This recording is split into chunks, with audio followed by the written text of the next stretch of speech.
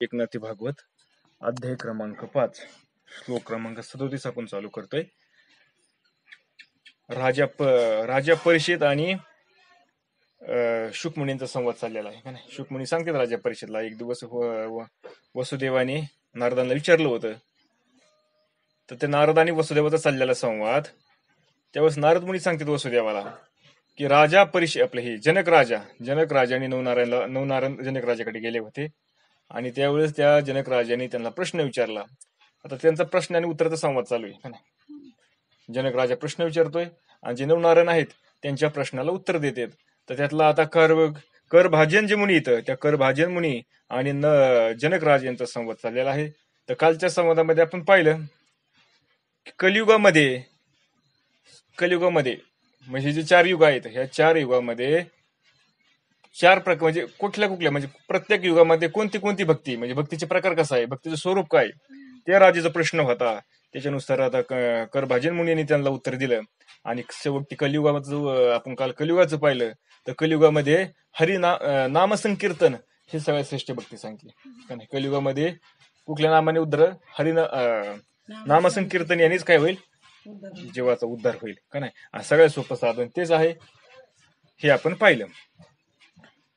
न ह्याता परमो लाभो देही नाम भ्राम्यतमिह येतो वेदंत परमाम शांतीम नश्यती संस्कृती. ही श्लोक क्रमांक 37.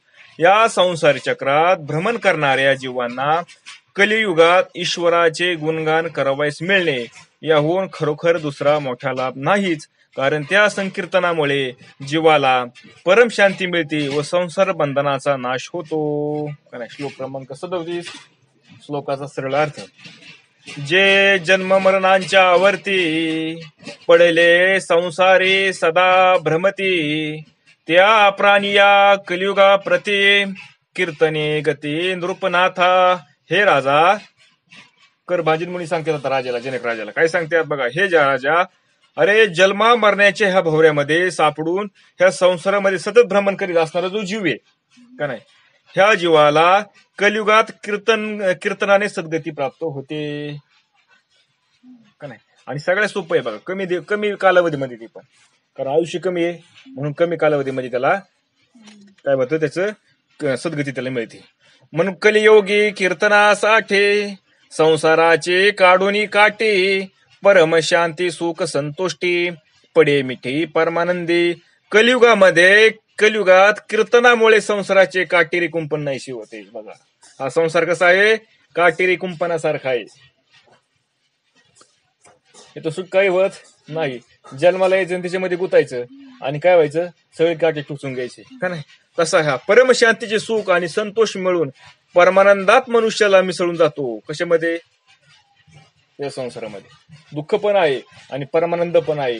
पण परमानंद कसा आहे, जर नामसंकीर्तन केलं तर का नाही. पण असा कीर्तनात परम लाभ असून इतर युगात देव आणि मानव कितीही शिनले तरी त्यांना तो मिळत नाही का नाही. असा असणारा हा सुलभ लाभ हरिकीर्तनाचा, नामसंकीर्तनाचा ह्या कलियुगामध्ये मिळतो. एवढा परम लाभ बाकीच्या युगामध्ये देव आणि मानव कितीही त्यांनी काय केलं, पराकष्ट केली जीवाची उद्धारून जाण्याची, पण त्याला सहज त्यांचा उद्धार होत नाही. म्हणून जे खरे भाग्यवंत असतात बघा, आता कोण, जे खरे भाग्यवंत आहेत त्यांनाच हरिकीर्तनाची अत्यंत आवड निर्माण होते. एरवी कोणाला आवड निर्माण होणार नाही. त्याला भाग्यवानच लागतो. आणि भाग्यवान कुणाला म्हणायचं, ज्याच्या मागे पुण्याचा काय पाठबळ आहे, काय पुण्याचं पाठबळ आहे, अनेक जन्माचं पुण्याचं पाठबळ आहे त्यांच्या पाठीमाग. त्यालाच हे भगवंताची काय होती, नामसंकीर्तन करण्याची त्याला गोडी लागते.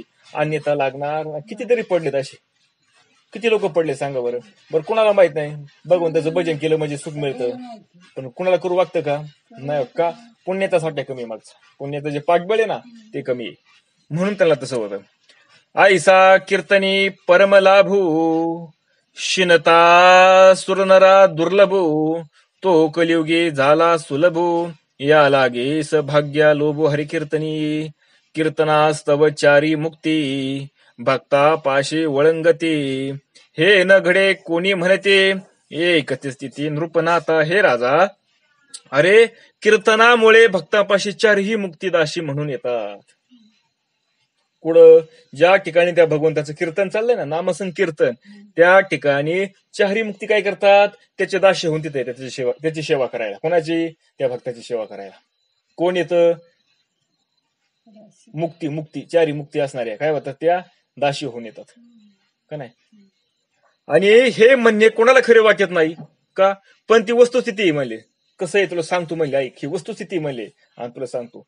कोणाला खरं वागते कसं सांगितल्यावर? हे म्हणले कुठं नुसतं नाम नाम घेऊन कुठं असं होत असतं का नाही. पण कीर्तनी हरिनामाचा पाठा, तेने देवाशी संतोष मोठा, वेगी सांडुनी वैकुंठा, धावे अवचटा कीर्तना माझी. अरे कीर्तनात जेव्हा हरिनामाचा गजर होतो तेव्हा विष्णूला फार संतोष होतो, आनंद होतो. कोणाला? त्या भगवंताला, ईश्वराला. विष्णू कोणी? ईश्वर आहे ना. त्या ईश्वराला आनंद होतो व तो तोरेने वैकुंठ सोडून कीर्तन ज्या ठिकाणी चाललेले असते त्या ठिकाणी अकस्मात तो प्रकट होत असतो. बघा आता कीर्तनाचे पण काय येतात प्रकार आहेत बघा. कोणते कीर्तन? नेमकं नामसंकीर्तन. अजून काय चाललंय? अजून त्याच्याबद्दल काय? हरे कृष्ण गोविंद निखळ नामाची, हरे कृष्ण गोविंद निखळ नामाचे प्रबंध, माझी आत्मचर्चा विषय गाती. काय चाललंय? जिथं हरिनाम चाललंय, गोविंद हरे नारायण कृष्ण गोविंद, याचं नामाचं काय चाललंय? नामसंकीर्तन चाललंय. आत्मचर्चा माझी, काय आत्मा काय, अनात्मा काय, ब्रह्म काय, ही चर्चा ज्या ठिकाणी चाललेली त्या ठिकाणी भगवंत सांगते मला दम निघत नाही, मी तिथं जातो लगेच वैकुंठ सोडून. वैकुंठामध्ये मला दम निघत नाही म्हणले आणि त्या ठिकाणी जातो. आता ज्या ठिकाणी भगवंत नामसंकीर्तन चाललेलं आहे, ज्या ठिकाणी भगवंताची हरिकथा चाललेली, त्या ठिकाणी सांगा बरं मला भगवंत असतो का नाही? आणि जिथं भगवंत असतं तिथं बाकीचं कुणाला यायला ताकद आहे कोणाची? ऐका ताकद कोणाची? म्हणून काय केलं पाहिजे? सतत सतत नामचिंतन केलं. काळाला सुद्धा गेला चान्स नाही तिथं, जिथं नामसंकीर्तन चाललंय तिथं. म्हणून माणसांच्या अंतिकाळी ज्याला करायला जे चाललंय त्यांनी तर केलंच पाहिजे, पण सोबतले जे घरातले जे परिवारामधले आहेत ना त्यांनी सुद्धा काय केलं पाहिजे? हरिकीर्तन केलं पाहिजे, नामसंकीर्तन केलं पाहिजे भगवंतांचं. कुठं? अंत्यकाळी. पण रडत बसतात येडी सगळी. गेला म्हणून रडत बसतात, किंवा जायला लागलं म्हणून रडत बसतात. हा पण काय केलं तर आयुष्यभर तर नाही काय करायला, कमी कमी तेवढं तरी करावं का नाही त्यांनी? नाही त्याला जर उद्धार झाला तर कमी कमी पुढच्या जन्माला त्याला मिळाला तरी काय करेन, ती स्वतःचं कल्याण करून घेईल. म्हणून कारण त्याला कीर्तन एवढे आवडते. कुणाला? त्या भगवंताला. त्याला वैकुंठही अप्रिय होऊन तो पुढे देव कीर्तन पर भक्ताजवळ आवडीने येतो. बघा वैकुंठ ठिकाणी त्याला दम निघत नाही, मग ते भक्ताजवळ येतो. वैकुंठ सोडून संत सदनी राहिला, ज्या सुखा कारणे देव वेडावला. काय नाही? वैकुंठ सोडून संत सदनी राहिला. हरि कीर्तनी लोभता देव, विसरला वैकुंठाशी जाओ, तोची आवडला ठाओ भक्त भाऊ देखुनी, जे येत राहिला यदू नायक, तेथेचे ये वैकुंठ लोक, या परी मुक्ती सलोक, कीर्तन देक पावती भक्त. बघा आता ज्या ठिकाणी भगवंत असतो त्याला वैकुंठ म्हणायचं. भगवंत ज्या ठिकाणी असेल त्या ठिकाणी वैकुंठ आहे, आणि भगवंत कुठे आहे? भक्त जवळ आहे. आता भक्त काय करतोय? कीर्तन करतोय, आणि कीर्तनामुळे भगवंत कुठे? भक्त जवळ आहे. मला सांगा बरं, मग ही सलोकता मुक्ती आहे. ज्या भक्ताजवळ भगवंत आहे ना त्याला काय म्हणायचं? सलोक्त मुक्ती. म्हणजे त्या भगवंताच्या जवळ भक्त आहे का नाही, किंवा भक्ताच्या जवळ भगवंत आहे, त्याला सलोक्त मुक्ती म्हणायचं. तसेच नामाच्या गजराने आकर्षित झालेला श्रीहरी भक्ताजवळ येऊन राहतो तेव्हा तीच खरी समीप्त मुक्ती म्हणायचं. म्हणजे कीर्तनामुळे काय? कीर्तनाने जे ठिकाणी कीर्तन चाललंय ना ती सलोक्त मुक्ती, आणि ज्या त्या भक्तीच्या प्रेमाने कीर्तनाच्या प्रेमाने भगवंत जवळ येतो त्याला समीप्त मुक्ती म्हणायचं. आणि ते हरिकीर्तनामुळे भक्त या मुक्तीचा आनंद घेतात. कोण? ते भक्तांना आनंद मिळतो. कोणाचा? ह्या दोन्ही मुक्तींचा. नाम कीर्तन निज गजरी, भक्ता निकट धावे श्रीहरी, तेची समीपता मुक्ती खरी, भक्तांच्या करी हरिकीर्तने, कीर्तने तोषला अदोष्यज, भक्त प्रत्यक्ष गरुड ध्वज, श्याम पिता वास चतुर्भुज, ते ध्यान सहज ठसावे. कीर्तनाने संतुष्ट झालेला भगवंत भक्तांना साक्षात दिसतो. बघा काय होतो? भक्तांना दिसतो. कोण? भगवंत दिसतो का नाही? कुणाला? भक्तांना. तुम्ही पाहिला का? आपण नाही पाहिलं, पण पुराणामध्ये तर आहे का नाही? साधू संतांना दिसला का नाही? निमराज महाराजांच्या खांद्यावरती भगवंतांना बसायचा ते प्रवाही करायला लागले, काही भजन करायला लागल्यावर. आणि ते एका भक्तांनी बघितलं, बघून त्यांच्या खांद्यावर भगवंत बसलेला आहे म्हणून. त्यांना पण कळलं नाही, कुणाला? हा, निमराजांना. हा नाही कोण आहे म्हणजे त्याला काय म्हणजे त्यांच्या भजनामध्ये तल्लीन होऊन गेलेले, त्यांच्या भजनात ते तल्लीन होऊन गेलेले होते. पण एका भक्तांनी बघितलं, त्यांच्या खांद्यावर बसला. हा म्हणले भगवंत साक्ष देऊन बसलाय त्यांच्या खांद्यावर. बरं त्यांना पण काय दिसलं, कारण भक्ताची कीर्ती करायची होती ना आता, म्हणून त्या भक्ताच्या त्याला दिसले भगवंत, मी खांद्यावर बसलो याच्या म्हणून. कारण भगवंत काय करेन सांगता येत नाही, म्हणून साक्षात दिसतो तो.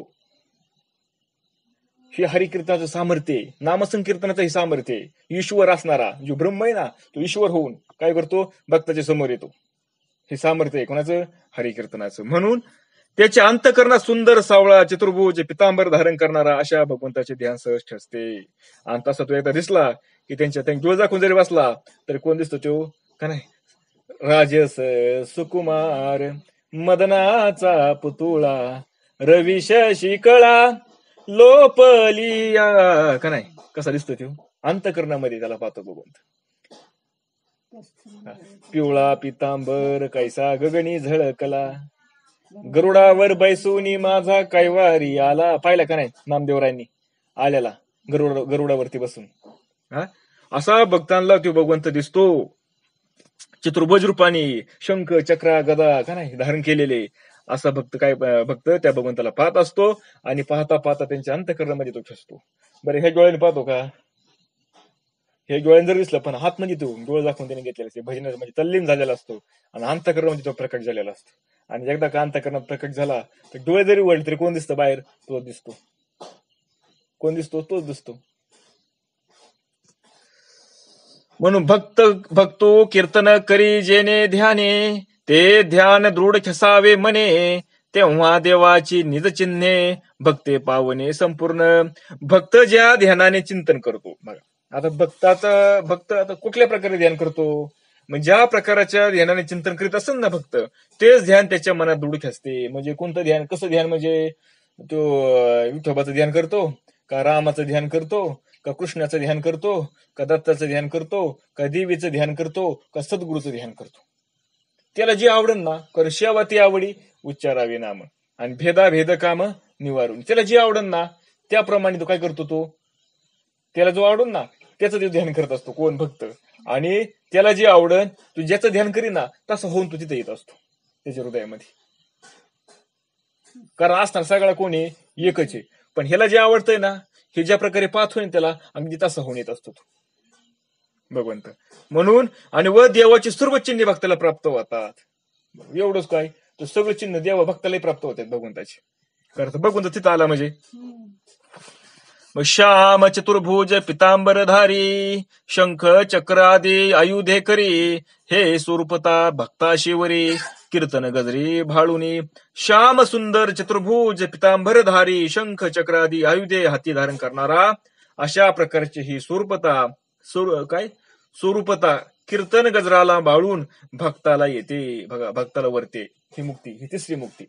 स्वरूपताची मुक्ती ना ही काय करते म्हणजे तो भक्त बघून सारखाच होऊन जातो. आता तसं शंख चक्र गदा पितांबर धारण करून कोण? भक्त आणि भगवंत एकच झाले. ईश्वर आणि भक्त दोघं काय झाले? एक होऊन गेले. ह्याला स्वरूपता मुक्ती म्हणायचं. तेव्हा देव भक्त समसमान समान अवयव समचिन्ह भावे करिता हरिकीर्तन एवढे महिमान हरिभक्तांचे. त्यावेळी देव व भक्त एकरूप होऊन जातात. देव आणि भक्त काय होतात? दोघं एकरूप होऊन जातात, वेगळे राहत नाही. दोघांचे अवयव व चिन्ह एकसारखी होतात. दोघे एक झाले म्हणजे आता त्यांचे चिन्ह अवयव सगळे एक होऊन गेले. म्हणून प्रेमाने हरिकीर्तन जर केले असता हरिभक्तांचे एवढे महात्म्य वाढते. कुणाचं? हरिभक्तांचे म्हणजे हरीची भक्ती करणाऱ्यांचं एवढं महात्म्य वाढतं का? तेच रूपाने होऊन जाते ते. दोघा एकत्र रमा देखे देव कोणतेही नोळखे ब्रह्मा नमस्कारी चवके देव तात्विके न कळे त्यासी. देव व भक्त यांना लक्ष्मी एकत्र पाहते. बघा, लक्ष्मी सुद्धा काय करते म्हणजे आता कोण आहे आमचा मालक नेमका? भक्तही तसा दिसतोय, देवही तसा दिसतोय का नाही? एकत्र पाहते त्यांना. येथील देव कुठला हेही तिला कळखता येत नाही. ब्रह्मदेव आश्चर्याने नमस्कार करतो बघा त्या भक्ताला. कारण त्यातला खरा देव कोणता आहे हे ब्रह्मदेवालाही समजत नाही. भावे करिता हरिकीर्तन तेने संतोष जनार्दन उभयता पडे अलिंगन मिठी परतून सुटेना सद्भावाने हरिकीर्तन केल्याने जनार्दन संतुष्ट होतो. कुठल्या भावाने? सद्भावाने. म्हणजे चांगल्या भावाने जर हरिकीर्तन केलं तर भगवंत समाधानी होतो, संतुष्ट होतो त्या भक्तावरती. आणि दोघांची काय करतो? अक्षय मिठी पडते. अक्षय मिठी पडते. कोणती मिठी? अक्षय, म्हणजे कधीही नष्ट न होणारी मिठी. एकदा त्यांना मिठी पडली की ती परत बाजूला होतच नाही, म्हणून तिला अक्षय मिठी म्हणलंय. तेव्हा सभयांतरी देवो प्रकटे चराचरी दुजे देखावया संसारे सर्वता उरे उरेना. त्यावेळी चराचर सृष्टीमध्ये अंतर्बाह्य सर्वत्र देव प्रकट होतो. काय होतो? अंतर्बाह्य. आतही देव, बाहेरही देव, का नाही, प्रतीत होतो. आणि मग जगात दुसरे काही पाहू गेले तर त्याला वेगळे दिसतच नाही. कोण दिसतोय? सगळं त्याला हरित दिसतोय, का नाही. सद्गुरू म्हणा, भगवंत म्हणा, ईश्वर म्हणा, त्याला जे आवडेल ते दिसन त्याला. आता कोण? ज्या रूपाने तो बघन ना, अंतःकरणामध्ये ज्या रूपाने त्याचं ध्यान करतोय ना, त्याच रूपाने त्याला सगळं जगत नाटलेलं दिसतं. का? कारण आतमध्ये आहे ना, म्हणून त्याला ते बाहेर दिसायला लागलं. वृत्ती स्वानंदी निमग्न परतुनी कदा नव्हे भिन्न सायुज्य मुक्ती यास जाण जेणे तुझे पान असेना. मग भक्तीचे मनोवृत्ती स्वानंदात निमग्न होऊन जाते. बघा आता भक्ताची मनोवृत्ती म्हणजे मनाची वृत्ती, मन आणि वृत्ती, चित्त हे काय होऊन जातं? त्या स्वानंदामध्ये, त्या आत्मानंदामध्ये, स्वरूपाच्या आनंदामध्ये ते एकरूप होऊन जाते. पुन्हा विभक्त होत नाही. ते द्वैत भाव उरत नाही. ही सायुज्य मुक्ती म्हणायचं. ह्याला काय म्हणायचं? सायुज्यता मुक्ती म्हणायचं. काय हे? सायुज्यता मुक्ती. सापडला आपल्याला विषय. येशे लाहुनी पूर्ण सायुज्यता तो जई करी हरिकथा ते कथेची तल्लनिता जीवा समजता अतिप्रिय. अशा पूर्ण सायुज्यतेत रमलेला भक्त जेव्हा हरिकथा करतो तेव्हा त्याच्या कथेतील तल्लनिता सर्व जीवांना प्रिय होते आणि तेही तल्लीन होऊन जातात. बघा कशी. अशी असणारा सायुज्यतेमध्ये एखादा भक्त रमला आणि तो त्याच्यामध्ये त्याने हरिकथा केली, त्याची त्या कथेतील तल्लीनता सर्व जीवांना प्रिय होते. सगळ्या जीवाला ते आवडायला लागतो. ते आता ते प्रेमानंद महाराज आहेत का? प्रेमानंद महाराज बघा, हा, सगळ्याला आवडतात. कुणी असू द्या, माळकरी असू द्या, भक्त असू द्या, नसू द्या, का नाही, कुणी खाणारे पिणारे असू द्या, व्यवहारी 2 नंबर धंदे करणारे असू द्या, पण त्यांचं बोलणं ऐकलं की त्यांना ऐकावं वाटतं. एवढं काय झालेलं त्यांच्या ठिकाणी, त्यांच्या वाणीला एवढं प्रेम हे आली, मोळकी आलेली, त्यांच्यापाशी समाधान मिळतंय. कशाने होतंय सगळं? आणि ही अशी काही लय नसते, थोडेच असतात बघा कुठेतरी विराळे. या परी हरि कीर्तना पाशी चारी मुक्ती होती दाशी भक्त लोदले हरी भजनाशी सर्वथा मुक्तीशी न घेते. त्याप्रमाणे हरिकीर्तन हा एकमेव साधनांचा चारही मुक्ती त्या भक्तांच्या राशी होतात. बघा त्याप्रमाणे हरिकीर्तन या एकमेव साधनातच. कुठलं? मग आता काय आलं विषय आपला, काय चाललाय की कलिगोमध्ये हरिकीर्तन काय काय करतं, का नाही. तर हे मग काय सांगितलं त्यांनी, कारभजन मुनींनी, की हे हरिकीर्तनच, नामसंकीर्तनच काय करतं? ही एकच साधन आहे फक्त ही, आणि एकच असणारं साधन चारही मुक्ती प्राप्त करून देतं. चारही मुक्ती त्याच्या दाशी होतात. एवढं मुक्त सामर्थ्य या हरिकीर्तनामध्ये. म्हणून हरिभजनातच रमलेले भक्त त्या मुक्तीचा कधीही स्वीकार करत नाही. म्हणून अरे मुक्ती नको आम्हाला भगवंता, मुक्ती कशाला पाहिजे म्हणले, आम्ही मुक्तच येतोय, आणखी कशाला आम्हाला देतो. म्हणून आपल्या हरिचिंतनापासून ढळत नाही. ते काय होत नाही, ते हरिचिंतनापासून ढळत नाही. काय करतात? त्यांना ज्ञान झालेलं असतं सद्गुरूच्या कृपेने, हा, आणि ज्ञान झाल्यानंतर मग आता ज्ञानामध्ये आनंद नाही. मग काय करायचं परत? मग कल्पित द्वैत करायचं, त्याला ईश्वर करायचा आणि हा भक्त होतो, हा त्याचा सेवक होतो, आणि त्याची मग पूजा करायची, त्याचं ध्यान करायचं, त्याला पाहायचा, त्याला सजवायचं, त्याला नटवायचं, का नाही, त्याचा शृंगार करायचा आणि मस्तपैकी आनंद भोगायचा त्याचा. त्याच्यामध्ये आनंद आहे बरं का. त्याच्याशी एकरूप होऊन गेलं म्हणजे आनंद आहे का? त्याच्याशी एकरूप होऊन गेलं की संपला, आनंद बघणार शिल्लक राहत नाही. पण भोगायचा ना आनंद आता आपल्याला, आणि मग असं व्हायचं परत. कारण तुकाराम महाराजांनी ते सांगितले, नको ब्रह्मज्ञान आत्मस्थिती भाव मी भक्त तू देव ऐसे करी दावी रूप मज गोपिकार मना ठेवून चरणावरी माता. का नाही, अरे भगवंता, अरे त्याच्या गोपिकांना तुझे काय रूप दाखवलंय ना, गोपिका रमना, का नाही, गोपी ज्या रूपामध्ये, ज्या ध्यानामध्ये तुझ्या रमल्यात गोपी, असं असणारं रूप का, की ज्या रूपाने त्या काय झाल्या, तुला भाळून गेल्यात, ते संसार विसरून गेल्यात, असं असणार रूप मलाही दाखव भगवंता. मी पण तसंच होऊ दे त्या गोपिकांसारखा. यवम योग योगादी तपसाधने, पोरटे केली हरिकीर्तने, कलियोगी नामस्मरणे, जड उद्धरणे हरिकीर्तने. याप्रमाणे योग, यम, तपसाधना इत्यादी सर्वांची हरिकीर्तनाने निरखरता सिद्ध केली आहे. म्हणून कलियुगामध्ये हरिकीर्तनातील नामस्मरणानेच जड जीवाचा उद्धार होतो. म्हणून कलियुगामध्ये काय सगळ्यात श्रेष्ठ? हरिकीर्तन, नामसंकीर्तन हे सगळे श्रेष्ठ आहे. आणि याच कीर्तनाने, याच नामस्मरणाने काय होतो? जड जीवाचा उद्धार होऊन जातो. ह्याच्यापेक्षा वेगळं साधन करण्याची त्याला आवश्यकता नाही. मग असं तुम्ही म्हणता, मग आम्ही तर हरिकीर्तन आधी करत होतो, नामसंकीर्तन, मग आता हे काय आपल्याला घ्यायला लावलंय परत अनुग्रहण प्रबोधन, हे काय? अहो ते केलं म्हणून ही पुढे आलंय का? कारण हरिकीर्तन केलं म्हणजे काय होतं? सगळं प्राप्त होतं का नाही? मग सगळं प्राप्त व्हायचे म्हणजे ज्ञान तुम्हाला प्राप्त होणार, तुम्हाला वैराग्य तुम्हाला त्यांनीच येणार का नाही? तुमचं यम नियम सगळं सगळे तुमचे काय होत? ते हरिकीर्तनच करून घेतं. म्हणून हे गोष्टी होत असतात. कारण एकदा हरिकीर्तनामध्ये भक्त रंगला, हरिकीर्तनामध्ये एकदा भक्त रमून गेला ना, की मग एकदा त्या देव काय म्हणतो, हा माझा भक्त आहे. आणि एकदा का ते भक्त माझा म्हणला, एकदा का भगवंत त्या भक्ताला माझा म्हणला, तिथून पुढे काय नाही, त्या भक्ताला भीतीच नाही अजिबात कसली, तो सगळं करून घेतो. आणि असं एकदा तू रमून गेला त्याच्यामध्ये, ह्या देवाला दम निघत नाही. मी कधी त्याला भेटेन माझ्या भक्ताला, मी कधी जाईन त्याच्या पुढं, कधी मी त्याच्या पुढे जाईल, त्याला दम निघत नाही. आता जाऊ का, आता जाऊ का, असं करतो ते का नाही? ज्यावेळेस सुद्धा नगरी द्वारकीमध्ये भगवंताला व्याख्याला निघाले होते, भगवंताला दम निघाला का? त्याला सहाय्य करायला गेले भगवंत दुसरं रूप येऊन, नाही गेले का? हा, दम निघतो का भगवंताला? नाही निघत. मग तो काय करतो? मग सद्गुरू होऊन येतो त्याचं पुढचं कार्य करायला. कोण? माझ्या विठोबाचा कैसा प्रेम भाव, आपणची देव होय गुरु. काय होतोय? तो सद्गुरू होऊन येतो. कोणाला? भक्ताला सहाय्य करायला.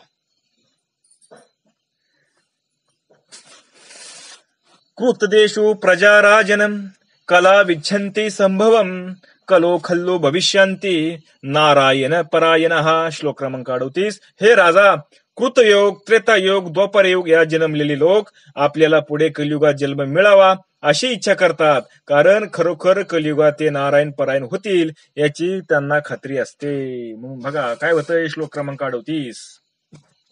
कीर्तनासाठी चारी मुक्ती, हेची कलियोगी मुख्य भक्ती, या लागे इंद्रादिक देवपंक्ती, जन्म इच्छती कलियुगी. कलियुगातील मुख्य भक्ती मार्ग म्हणजे कीर्तनचे. कलियुगामध्ये काय मुख्य भक्ती मार्ग म्हणजे कुठला आहे? कीर्तनाचे, नाम संकीर्तन. म्हणून इतर इंद्रादी देव ह्या कलियुगामध्ये भूलोकी जन्म घेण्याची इच्छा करतात. ते इच्छा करतात कोण? इंद्रादी देव, इंद्र आणि त्याच्या बरोबर असणारे सगळे देव. त्यांनाही काय वाटतं? आपण ह्या कलियुगामध्ये ह्या मृत्यूलोकामध्ये आपण जन्माला जावं, म्हणजे काय होईल? आपल्यालाही त्या भगवंताची प्राप्ती होईल. स्वर्गामध्ये नाही बरं का, स्वर्गामध्ये ना, स्वर्गामध्ये काय होत नाही. स्वर्गामध्ये भगवंत प्राप्तीचं साधन नाही मिळत. तिथं फक्त काय करायचे? भोग भोगायचे.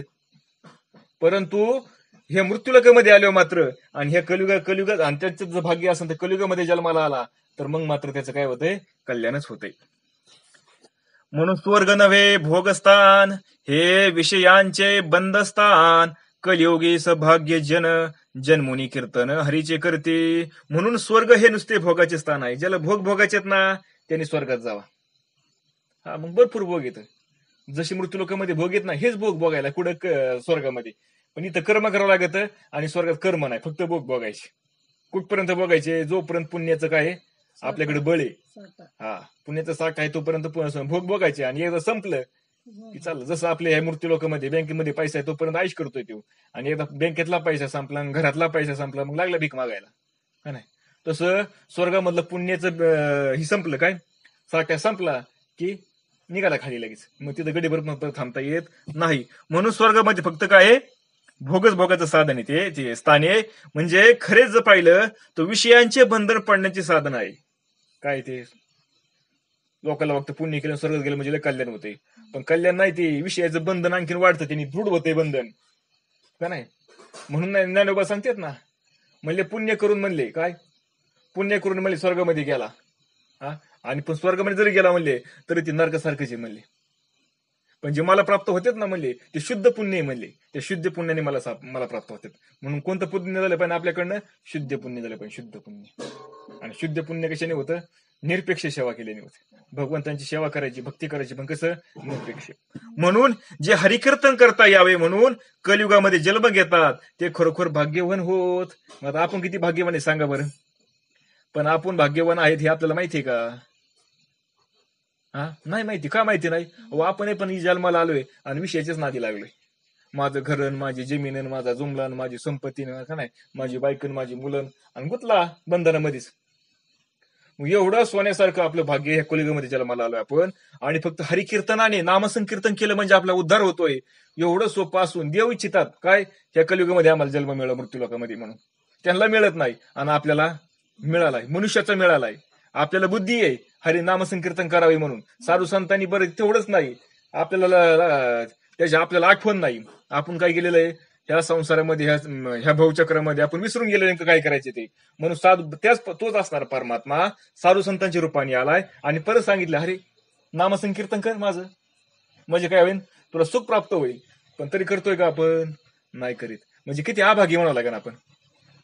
आपण जन्माला आलो कलियुगामध्ये, मृत्यू लोकामध्ये, पण तरी आपल्याकडनं हा नामसंकीर्तन होत नाही. म्हणजे आपल्यासारखे अभागी आपण आहेत का नाही? दुसरे आहे का कोण? किती अभागी आपण असं म्हणावं लागेल ना. म्हणून तिथीच्या जन्मा देव सकाम, तेथे कृतादी युगीचे उत्तम उत्तम, प्रजावश्य वांछिती जन्म, कीर्तन धर्म निज भजना. कलियुगामध्ये जन्म घेण्याची देव हे जिथे इच्छा करतात. बघा कलियुगामध्ये सुद्धा काय, देवाला पण वाटतं जन्माला यावा. ते कृत त्रेता इत्यादी युगामध्ये श्रेष्ठ लोक त्यांची गोडीने असा जन्म घेण्याची इच्छा करतील. यात काय आश्चर्य बघा म्हणले. मग नुसतं देवच इच्छा करतात कलियुगामध्ये जन्माला यायची मृत्यू लोकांमध्ये. म्हणजे तो कृतयुग असन, त्रेता युग असन, ह्या युगातील श्रेष्ठ जे असणारे लोक येते त्यांना पण वाटतं ना आपण कलियुगामध्ये जन्माला जायला पाहिजे. हे आश्चर्य का नाही त्यांना पण, म्हणजे वागणार त्यांना पण असंच साहजिकच आहे. देवाला असं वागतंय म्हणलं. म्हणून कृतयुगेचे सौभाग्य जन, यागे पावले स्वर्गस्थान, तेही कलियुगेचे जान, जन्म आपण वांछिते. म्हणून हे राजा, अरे कृतयुगामध्ये यज्ञादी करून ज्यांनी स्वर्ग मिळवलेला आहे असे लोकही या कलियुगामध्ये जन्म मिळवा अशी निरंतर इच्छा करतात का नाही. अरे एवढेच नाही तर त्रेतायुग, द्वापार युग ह्या युगातील श्रेष्ठ असणारे जे पुरुष आहेत ज्यांनी काय केलंय, स्वर्ग प्राप्त करून घेतला, यज्ञ करून त्यांनी पुण्य वाढवले आणि कुठे गेले, स्वर्गाला गेलेत, त्यांनाही वाटतं आपण कलियुगामध्ये जन्माला जावा. म्हणून कृत, त्रेता आणि द्वापार तिथलेही मुख्य नर, कलियुगे जन्म तत्पर निरंतर वांछिते. तैचे लोक करती गोष्टी, चारे पुरुषार्थ कीर्तनासाठी. कलियुगे हे महिमा मोठे, धन्य धन्य सृष्टी कलियुग. म्हणून हे लोक असे म्हणतात. कोणते लोक? हे स्वर्गामध्ये गेलेले लोक का नाही. हे जे बाकीचे तीन युगामध्ये जे जन्म पाहून स्वर्ग पुण्य करून जे स्वर्गामध्ये गेलेत ना, ते काय म्हणतात, हे चारही पुरुषार्थ आणि मुक्ती ह्या कलियुगामध्ये नुसतं नामसंकीर्तन केलं म्हणजे त्यांनी मिळतात. हा किती मोठ्या कलियुगाचा महिमा आहे. म्हणून कलियुगाला धन्य मानलंय बरं का. त्याच्यामध्ये सगळे वाईट गुण आहे, पण हा एक गुण आहे काय, तो रत्नासारखा आहे, तो अनमोल असा गुण आहे हा एक. म्हणून त्याला धन्य मानलंय. का धन्य मानलंय त्याला? कारण हा एक गुण असा आहे की मनुष्य म्हणजे जीव जन्माला आला ना, त्या जीवाचं जन्माला कशासाठी आलाय? जीव उद्धार करून घेण्यासाठी. मग आता बाकीच्या युगापेक्षा हा जो चौथा कलियुग आहे, ह्या कलियुगामध्ये अगदी सोपं आहे ते, सहज. म्हणून त्याला धन्य म्हणलंय. कारण जे आपल्या सगळ्यात महत्वाचं कार्य कोणतं आहे? आपला उद्धार करून घेणे. बरोबर आहे का नाही. आपण ज्याच्या कशासाठी आलो, आपण उद्धार करून घेण्यासाठी आलोय, आणि हेच ह्या कलियुगामध्ये सहज साध्य होतंय. म्हणून श्रेष्ठ मानलंय त्याला. जे असती धन्य भागी, ते जन्म पावती कलियुगी. ऐसे कलीच्या जन्मा लागी, नर सुरवर्गी उत्कंठा. म्हणून पुण्यवान असतात तेच कलियुगात जन्मतात. म्हणून जे खरंच भाग्यवान आहेत ना, पुण्यवान आहेत ना, त्यांचाच कलियुगामध्ये जन्म होतोय. बघा ना, आता आपण कलियुगामध्ये जन्माला आलोय. किती आलेत बरं? अहो पाय ठेवायला जागा नाही, एवढी जन्माला आलेत.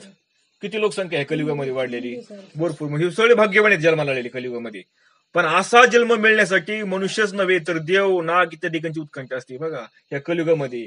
ती पण मनुष्य जन्म आपल्याला मिळावा म्हणून इतर देव, स्वर्गातले देव, नाग लोकातले देव का नाही, हे जे बाकीचे लोकातले आहेत ना सगळे, हे सगळ्यांची इच्छा होती काय, असं आपल्याला कलियुगामध्ये मनुष्य जन्म मिळावा म्हणून. हे सगळ्यांची इच्छा असून त्यांना मिळत नाही, आणि आपल्याला मिळलाय तरी आपल्याला त्याचं काय करून घेता येत नाही का नाही, ते आपल्याला साध्य करून घेता येत नाही. मग तर वया दिनजन कले माझे श्री नारायण, नामे छेदी भवबंधन तारी हरिकीर्तन सकळांशी. मग श्री नारायण हा कलियुगात भक्तांनी केलेल्या नामस्मरणाने त्याचे भवबंधन तोडतो. बघा आता काय होतं, हा नारायण असणारा या कलियुगामध्ये त्याचे जे भक्त येतं त्या भक्तांनी त्याचं नामस्मरण केलं की त्याचं भवबंधन तोडतो. भवबंधन म्हणजे, हे भाऊ म्हणजे काय, हा जो भवसागर आहे जन्माला येण्याचा आणि मरण्याचा, याचं जे बंधन पडलेलं त्याला, ये जन्माला मर, ये जन्माला मर, हे बंधन तोडून टाकतो. आता जन्म नाही आणि मृत्यू नाही का नाही, असं करून टाकतो. अर्थात हरिकीर्तन सर्वांनाच तारक आहे, म्हणून हरिकीर्तन काय सगळ्या आणि सगळ्याला घेण्यासारखं आहे. कोणी असू द्या, लहान असू द्या, मोठे असू द्या, स्त्री असू द्या का नाही, शूद्र असू द्या, कोणी असू दे, सगळ्यांना सोपं आहे. बरं त्याला काय असं पुढे तुम्हाला त्यासाठी पैसा लागत नाही, त्यासाठी म्हणजे धन लागत नाही तुम्हाला, त्यासाठी तुम्हाला कुठलीशी जागा लागत नाही. जिथं असाल तिथं, हा काहीच अवघड नाही, सगळ्यात सोपं. जिथं असाल तिथं, जिथं पडल्या असताना तिथं, पडल्या झोपल्या चालता बोलता काम करता का बसता उठता का नाही, हरी म्हणा उठता, हरी म्हणा बैसता, झोप खाता पिता हरी म्हणा. कोचिन महाराज द्रविडेषु भुरीशः ताम्रपर्णी नदी यत्रम कृतमालां पयस्विनी. कावेरीच महापुण्यां प्रतीचे महानदी. ये पिबंती जलम तासां मनुजेश्वरम. प्रायो भक्ता भविष्यांतीं वासुदेव मलशाया. श्लोक क्रमांक 39 आणि 40. हे राजा, अरे कलियुगात इतरत्र कुठे कुठे नारायण परायण लोक जन्माला येतील, पण द्रविड देशात मात्र पुष्कळ भक्त होतील. त्या देशात ताम्रपर्णी, कृतमाला, पयस्विनी, अतिशय पवित्र अशी कावेरी व प्रतीची नावाची महानदी या 5 नद्या आहेत. हे राजा, ते जे मानव त्या नद्यांचे जलप्राशन करतात त्यांचे चित्त शुद्ध होऊन ते मुख्यत्वाने वासुदेवाचे भक्त होतील. हा काय दिलेला आहे, आशीर्वाद दिलेला आहे बघा. आता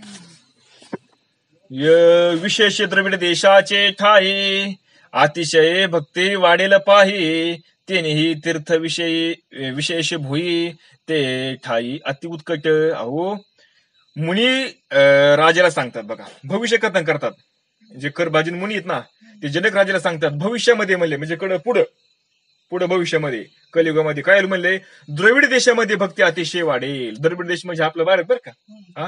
त्यातही जिथे विशेष तीर्थ असतील ना, आता ह्या भारत देशामध्ये पण ज्या ठिकाणी तीर्थ येतं, तीर्थ कोणते विशेष असणारे तीर्थ येतं, ते तीर्थाच्या ठिकाणची जी भूमी आहे ती भूमी भक्तीच्या वृद्धीसाठी उत्कृष्ट आहे. म्हणजे त्या तीर्थाच्या ठिकाणी गेल्यावर काय होतं, भक्ती माता आणखीन बळकट होती, वाढती भक्ती. म्हणून ताम्रपर्णीच्या तीरे हरिभक्त आगात थोरे. कृतमालेच्या परिसरी उत्साह केसरी हरिभक्त नांदे. म्हणून ताम्रपर्णी नदीच्या तीरे हरिभक्ती फार मोठ्या प्रमाणात असेल. बघा ताम्रपर्णी जी नदी आहे ना, त्या नदीच्या ठिकाणी हरिभक्त फार मोठ्या प्रमाणात असणार, भगवंताची भक्ती करणारे. आणि कृतमाला नदीच्या परिसरात भक्तीची खूप वाढ होईल. या कोणत्या नद्या मला माहित नाही. निर्मळ जळा पयस्विनी, जिचे पया प्राशनी. वृत्ती वाढे हरिचरणी, भगवत भजनी दृढ बुद्धी. पयस्विनीचे निर्मल जल प्राशन जर केले, पयस्विनी नदीचे जर निर्मळ असणारे जल जर प्राशन केलं तर ती माणसाची मनोवृत्ती हरिचिंतनाकडे वळेल आणि भगवंतांच्या भजनात बुद्धी स्थिर होऊन जाईल. का म्हणजे आणखी सोपं करून दिलं. परत तुम्ही ह्या तीर्थाच्या ठिकाणी जर गेला ना तर आणखीन तुम्हाला सोपं होईल. म्हणजे का, ज्याला हरिकीर्तनाची गोडी नसेल ना त्याला हरिकीर्तनाची गोडी लागेल. त्यांनी हे पाणी प्राशन केलं ना, त्यांचं बरंच अंतकरण आधी शुद्ध होऊन जाईल. आणि मग राहिलेलं थोडंफार हरिकीर्तन केलं की राहिलेलं अंतकरण शुद्ध झालं. आणि एकदा अंतकरण शुद्ध झालं की त्या ठिकाणी भगवंत येऊन बसलाच. देखता कावेरीची थडे, पळते पापांची या कोडी. जेत श्रीरंगो वसे आवडी, ते भक्ती दुधडी उद्भट नांदे. कावेरी नदीच्या तीराचे दर्शन घेताच कोट्यावधी पापे पळून जातील. बघा कावेरी नदी आहे ना, तिचं नुसतं दर्शन जर घेतलं तर कोट्यावधी पापे पळून जातील, कारण तेथे श्रीरंग आवडीने राहतो. तिथे नदीच्या दोन्ही तीरावरील परिसरात भक्तीचा उत्कर्ष होईल. बघू आपण आता नंतर. प्रतीची माझी देता बुडी, चित्त शुद्धी जोडे रोकडी, भजन वाढे चढोबडी, भक्तीची गुढी वैकुंठी उभारे. प्रतीचे नदी स्नान जर केले, बघा प्रतीची नदी, त्याच्यातच स्नान केले तर सत्वर चित्तशुद्धी होईल, भजनाची आवड वाढत जाईल आणि भक्तीची गुढी वैकुंठात फडकेल. ही तीर्थ, आता तीर्थ येत ना, तीर्थ चाललंय वर्ण सगळं. म्हणून एक नर चुडामणी या पंचनदीची या तीर्थस्थानी, अथवा पया प्राशिनी भगवत भजनी दृढ बुद्धी. हे नृपश्रेष्ठा, हे राजा ऐक म्हणले, अरे या 5 नद्यात जर स्नान केले किंवा त्याचे पाणी जरी प्राशन केले तरी भक्ती करण्याची इच्छा बुद्धीमध्ये दृढ होते. तरी त्याला काय करावं लागतं, त्या माणसाला जो दर्शन घेणारा किंवा तिचं जलप्राशन करणारा, त्याला वाटतं आपण काहीतरी आता बघून त्याचं नामसंकीर्तन करावा, अशी त्याला बुद्धी होती. या तीर्थाचे केल्या दर्शन, होये कलिमल शालन, केल्या स्नान पय प्राशन, भगवत भजन उल्हासे. या तीर्थाचे नुसते दर्शन जरी केले तरी पापाचे शालन होते. दर्शन जरी केले तरी पाप नष्ट होते. स्नान केले किंवा आचमन जरी केले तरी भगवंतांच्या भक्तीविषयी मनात उत्साह वाटतो. दर्शन स्पर्शन स्नान या तीर्थीचे करिता जाण, वासुदेवी निर्मळ भजन नित्य नूतन दृढ वाढे. ह्या तीर्थाचे दर्शन घेणे, जल प्राशन करणे, आचमन करणे किंवा स्नान करणे यामुळे वासुदेवांची अत्यंत शुद्ध भक्ती बुद्धीमध्ये दृढ होते. बुद्धीमध्ये काय होतं, शुद्ध भक्ती. आणि शुद्ध भक्ती कोणती भगवंताची, शुद्ध भक्ती कोणती भगवंताची, का नाही, द्वैत निघून जाणे, द्वैतच नाही आता. या परिजे भगवत भक्त ते ऋणत्रयाशी निर्मुक्त, सूर नर पितरा पंगिस्त हरिभक्त कदा नवती. असे जे भगवंतांचे भक्त असतात ते तिन्ही ऋतूतून मुक्त होतात. तिन्ही ऋणातून, बघा तिन्ही ऋतूतून नाही, तिन्ही ऋणातून मुक्त होतात. म्हणजेच ते देवऋण, पितृऋण आणि ऋषीऋण यातून ते मुक्त होऊन जातात. त्यांना बाकीचं काय करण्याची आवश्यकता नाही. म्हणून त्यांना देवांचे व मानवांचे सुख भोग नकोसे असतात. त्यांना देव नको, देवाचं जे सुख मिळतंय ते पण त्यांना नको असतं. जे मानवाला आपण म्हणतो ना गृहस्थ आश्रमी आपण यांना जे सुख वाटतं ना ते पण त्यांना नको असतं. देवार्षी भूताप्त नृणम पितॄनाम किंकरो नायम ऋणीच राजन, सर्वात्मनम ये शरणाम शरण्यम गतो मुकुंद परिहत्य करतम. श्लोक क्रमांक 41. हे राजा, अरे जो आपल्या कर्तृत्वाच्या अहंकाराचा परिहार करून शरण जाण्यास योग्य अशा मुकुंदाला शरण जातो तो ऋणी नसतो. देव, ऋषी, प्राणी मात्र, आप्त, मनुष्य, पितर यांचा तो दास किंकर नसतो. श्लोक क्रमांक 41. शरणगता निज शरण्य मुकुंदाचे श्री चरण, सद्भावे रिगल्या शरण जन्म मरण भादिना. अशा शरणगतांनी ज्यांचा आश्रय करणे अगदी योग्य असते असे जे श्रीकृष्ण चरण त्यांना सद्भावाने शरण गेले असता जन्म मरणाची बाधा होत नाही. बघा शरण जायचं ना आपल्याला, मग कुणाला जायचं तर भगवंतांच्या चरणाला शरण जायचं, का नाही. कोणते भगवंत, श्रीकृष्ण, ते जे चरण येतं त्या चरणाला शरण जायचं. त्या चरणाला एकदा शरण गेला का नाही मग अगदी सोपं आहे बघा. सद्भावाने त्यांना शरण गेले की जन्म मरणाची बाधा नाहीशी होते. आता परत जन्म नाही आणि मृत्यू नाही, फक्त काय करायचं, सद्भावाने शरण जायचंय. आणि शरण जाणं म्हणजे काय एवढं सोपं आहे का. शरण जाणं म्हणजे काय, सर्वस्व त्याला देणे. सर्वस्व त्याला दिलं म्हणजे आता आपलं काही शिल्लक राहिलेलं नाही, तेवढं झालं की झालं ना काम, बाकीचं काहीच लागत नाही. आणि तिथं जमत नाही आपल्याला करायला, हेच तर जमत नाही आपल्याला करायला. चला असू द्या. जेथ भादिना जन्म मरण, तेथे देव ऋषी आचार्य पितृगण, यांच्या रणाचा पाड कोण, ते झाले उत्तीर्ण भगवत भजने. जेथे जन्मा मरणाची बाधा होत नाही तेथे देव, ऋषी, आचार्य, पितर यांच्या ऋणांची काय कथा आहे सांगा बरं. जन्म मरणाचीच बाधा होत नाही, मला सांगा बरं. मग म्हणले काय, देव कोपला, ऋषी कोपले, आचार्य कोपले, पितर कोपले, आमचं अजून काय ऋण राहिले म्हणले आमच्यावर अजून. हे काय शिल्लक राहतं का, का शिल्लक राहत नाही. अहो तुम्हाला जन्म मरण राहिलं नाही आता, म्हणजे काय झालं, जन्म मरण राहिलं, मग कुठे गेलं यांचं जन्म मरण, सगळं नाहीसं झालं. कशाने नाहीसं झालं, त्या भगवंताला अनन्य भावाने शरण गेल्यामुळं. त्या सद्गुरूला अनन्य भावाने शरण गेल्यामुळे सगळं नाहीसे झालं त्यांचं, शिल्लकच नाही राहिलं आता काय. पण कधी अनन्य भावाने शरण गेल्यानंतर बरं का. आणि शरण म्हणजे काय आपण बघितलं आताच. शरण कशाला म्हणायचं, आपण पाया पडतो, सद्गुरू आपल्याकडे आले, आपण तीर्थाला गेलो, त्यांच्या चरणावर आपण नमस्कार डोकं ठेवतो. मला सांगा बरं, म्हणजे डोकं ठेवणं म्हणजे काय, त्यांना शरण जाणे. आणि त्यांना शरण जाणं म्हणजे काय, आता आपलं काय शिल्लक राहिलेलंच नाही, आपण सर्वस्व त्याला देऊन टाकलं. पण आपण नुसतं डोकं ठेवतो, पण देत मात्र काहीच नाही, म्हणून आपल्याला ती जुळत नाही. पण ज्यांनी सर्वस्व दिलंय ना, आता काय शिल्लक राहिलाच नाही मागं. जसं कापुराच्या वाती उजळले ज्योती आणि ठाईची समाप्ती झाली जशी, आता शिल्लक राहिलाच नाही मी म्हणून कोणी. असं ज्याचं झालंय ना त्याला जन्ममरणच नाही. आणि जन्ममरण त्याचं बाद झालं की त्याला ऋण नाही, काहीच नाही, त्याला पाप नाही, पुण्य नाही, का नाही, काहीच नाही. आचार्य ऋण नाही, पितर ऋण नाही, काहीच नाही त्याला. म्हणून ते भक्त भक्तीनेच उद्धरून ऋणमुक्त झालेले असतात. आणि हे कशाने साध्य होतं, नामसंकीर्तन. त्या भगवानचं नामसंकीर्तन केलं ना, भक्ती केली त्याची, की त्याने साधत. म्हणजे एवढं सोपं आहे नामसंकीर्तन, का नाही, एवढं साध्य होतं त्याने आपल्याला. म्हणून जो विनय त्याला हरिचरणी, तो कोणाचा नव्हे ऋणी, जेवी परसाची मिळणी, लोह काळेपणी निर्मुक्त. लोखंडाचा परिसाचा स्पर्श झाला की लगेच त्याची मलिनता जाते. त्याप्रमाणे म्हणजे काय, मलिनता जाते म्हणजे काय होतं, ते लगेच सोनं होतं. अगदी त्याप्रमाणे भक्त हरिचरणी विसावा घेतो, त्याची ऋण फिटून जाते. एकदा का त्या भक्ताने भगवंतांच्या चरणाला अनन्य शरण गेला, तिथं काळ वेळ लागत नाही, लगेच काय होतंय, लगेच त्याचं पाप गेलं, सगळं पाप गेलं, पुण्य गेलं, ऋण गेलं, पितृऋण गेलं, ऋषी ऋण गेलं, सगळं गेलं त्याचं, काही शिल्लक राहत नाही. एवढं सोपं आहे. मग म्हणाल किती सोपं आहे.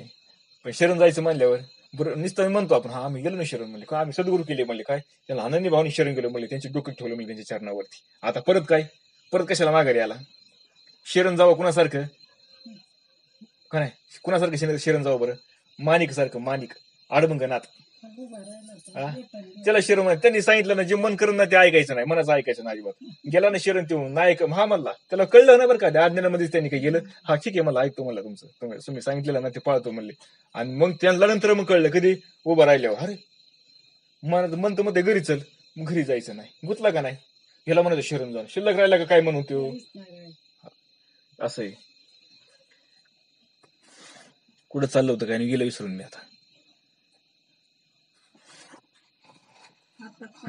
स्वानंदे भगवत भक्ती, तेने सर्व भूते सुखी होती, पुत्रे केल्या भगवत भक्ती, आप्त उद्धरते माता पितरे.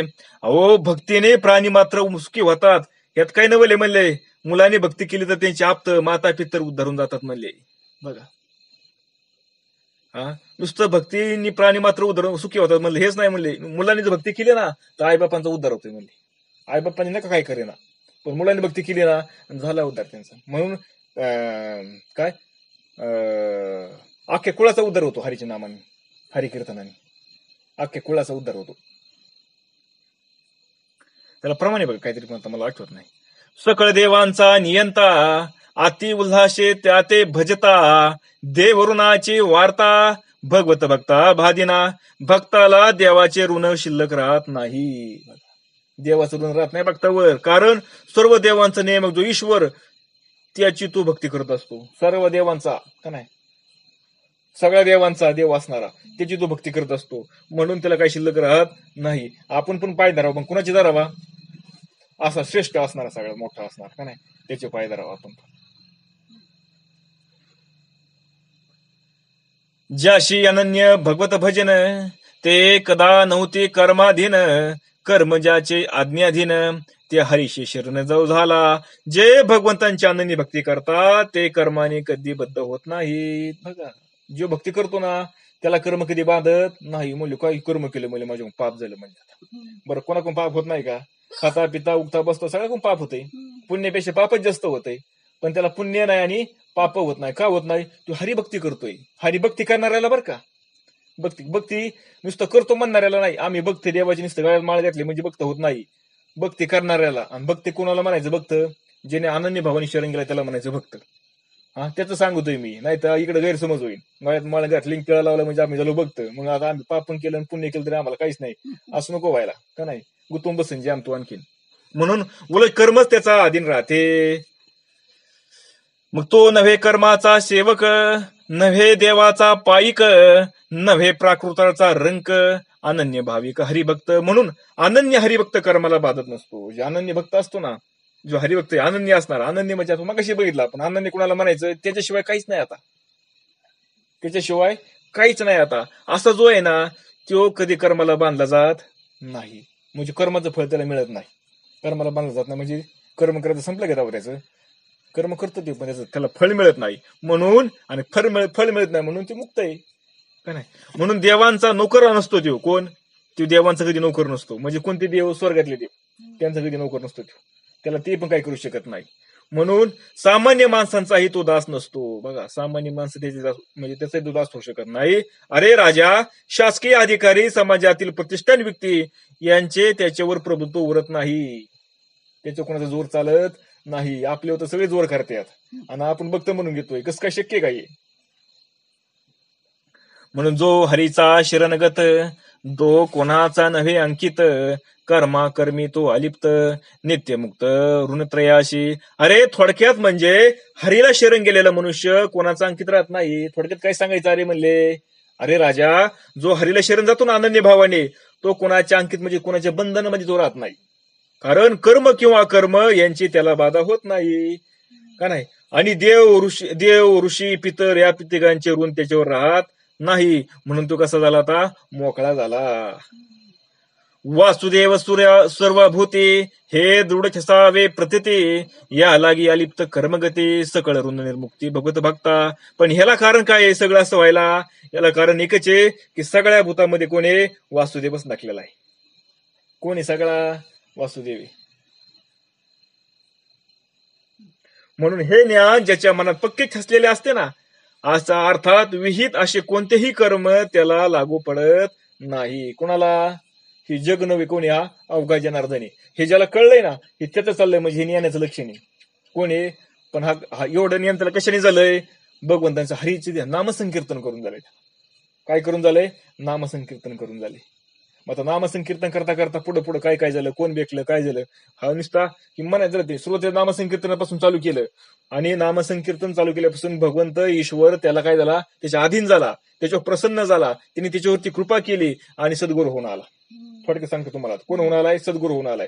सद्गुरूने त्याचं काय केला, त्यांनी स्वतःचं नामसंकीर्तन करून त्याचं अंतःकरण शुद्ध करून घेतलं. आणि शुद्ध झाले अंतःकरण म्हणजे मल आणि विक्षेप त्यांनी त्याचे घालवले. राहिलं आवरण. सद्गुरू भगवंत तोच असणार भगवंत सद्गुरू होऊन आला. त्यांनी काय केलं, त्याचं आवरण काढलं आणि सांगून दिलं. आवरण काढलं म्हणजे, आवरण गेलं म्हणजे काय झालं, किती परब्रह्म तूच आहेस. मग तू तुझ्या पुरता आहे का, तू कसा आहे, व्यापक आहेस. हा सगळा कोणी तूच नकलेला आहे, हा सगळा कोणी, हा परमात्माच नकलेला आहे, हा सगळं ईश्वरच आहे, हे सगळं ब्रह्मच नकलेलं आहे, असा त्याला बोध करून दिला कोणी, सद्गुरूंनी. आणि बोध करून दिल्यावर परत काय केलं, तेवढं सोडलं का, आता परत ज्ञानोत्तर भक्ती चालू केली त्याची. हा, एवढी गोष्ट सगळ्याच्या मध्ये, नामसंकीर्तनापासून तर इथपर्यंत एवढं सगळं होतं. काय होतं, हे सगळं एवढं होतं. आणि मग त्याच्यावरती त्याला सगळा हा जन नव्हे अवघा जनार्दन दिसायला लागतो त्याला का नाही. हे विश्व नाही, सगळं कोण आहे, वासुदेवच आहे का नाही. हे त्याला समजा, हे त्याचं दिसायला लागतं त्याला कशाने, ह्या भक्तीने. म्हणजे इथपासून त्याने सुरुवात केलेली असते.